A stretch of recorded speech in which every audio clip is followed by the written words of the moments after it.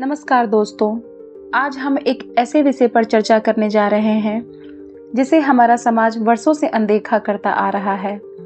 Alimony की अवधारणा उन महिलाओं की सहायता के लिए बनाई गई थी जो अपने पति या ससुराल वालों द्वारा त्याग दी जाती थी और जीवन यापन के लिए संघर्ष करती थी।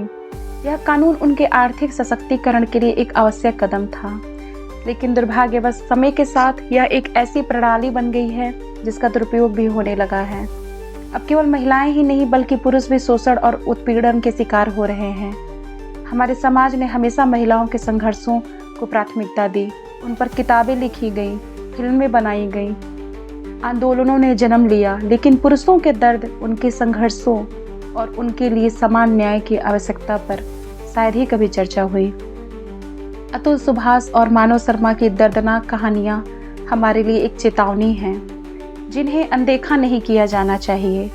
मानव शर्मा, जिसने अपनी पत्नी के क्रूर व्यवहार और कानूनी असंवेदनशीलता से तंग आकर आत्महत्या कर ली, या फिर अतुल सुभाष, जिसे उसकी पत्नी ने बार बार आर्थिक और मानसिक रूप से प्रताड़ित किया, इस हद तक कि उसके पास आत्महत्या के अलावा कोई और रास्ता ही नहीं बचा। क्या हमारी न्याय व्यवस्था इतनी पक्षपाती हो गई है कि वह निष्पक्ष निर्णय लेने में असमर्थ है?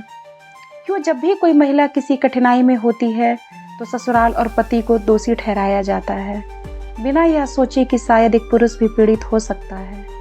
हम बदलते और प्रगतिशील भारत की बात करते हैं, लेकिन जब भी न्याय की बात आती है तो हमारी कानूनी संरचना में यह भयानक असमानता क्यों बनी हुई है?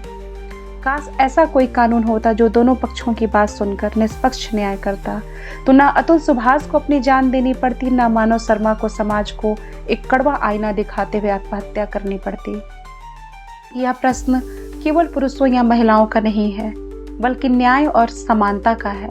यदि समाज में किसी एक वर्ग को प्राथमिकता दी जाती है और दूसरे को अनदेखा किया जाता है, तो यह न केवल अन्याय है बल्कि सभ्यता के मूल सिद्धांतों के भी खिलाफ है। इस असमानता को समाप्त करने के लिए हमें मिलकर आवाज उठानी होगी, ताकि आने वाली पीढ़ियों को निष्पक्ष और न्यायसंगत समाज मिल सके। क्या हम न्याय के इस असंतुलन को स्वीकार करने के लिए तैयार हैं, या फिर हम इसे बदलने के लिए एक नई सोच और नए कानूनों की मांग करेंगे? अपना विचार हमें जरूर बताइएगा।